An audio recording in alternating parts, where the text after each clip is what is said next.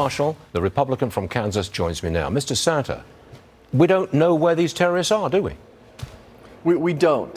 What we did learn is that there was 600,000 gotaways encountered at our border last year.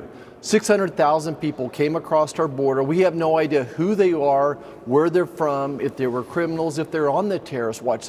So the secretary is lying to the American public there. He has no idea who these people are and where they are. We know for sure that they caught and released, we don't know they released them. We know for sure that they caught 180 people on the known terrorist watch and another additional 60,000 aliens of interest. So our border's out of control, and this is why Americans, including Kansans, are scared, they're frightened, that they're concerned about their own safety and security. But, Senator, so often we hear, we must do this, we must do that. But nothing changes, does it? That border has been open for 2.5 years, nothing has changed. Am I right? Right. You're right, but there's hope now. We have a new sheriff in town over on the House side, a Speaker of the House, and Mike Johnson. Met with him yesterday. He talked about after we fund Israel, his next priority is securing the border.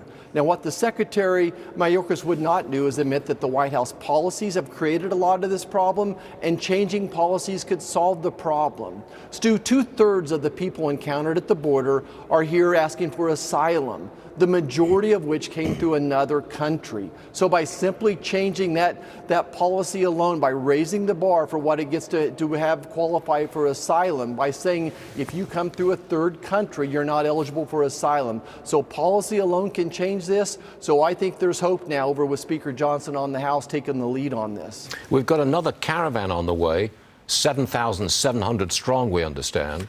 Republican officials in San Diego are calling for close that southern border. You think that's a little drastic, or is that the kind of thing we really have to do?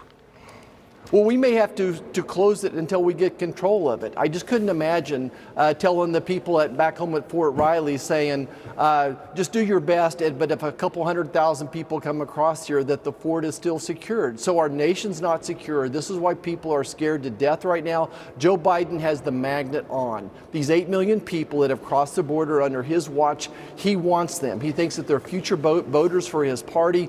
We have to turn the magnet off, and it starts with changing policy on asylum. Can you imagine what would happen if there's a terrorist incident in the United States and it's linked to someone who came across illegally our southern border? Can you imagine what would happen?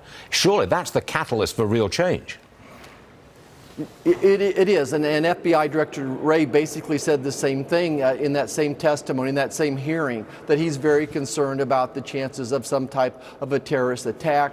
We've caught them carrying weapons and bombs now across the border as well. They're shooting weapons at us across the border. These people are armed, they're dangerous, they're in sleeper cells. I'm very concerned. If you see something, say something. Indeed. Senator Marshall, thanks for being with us this morning on a very important subject. We appreciate it. Thank you, sir. Thank you.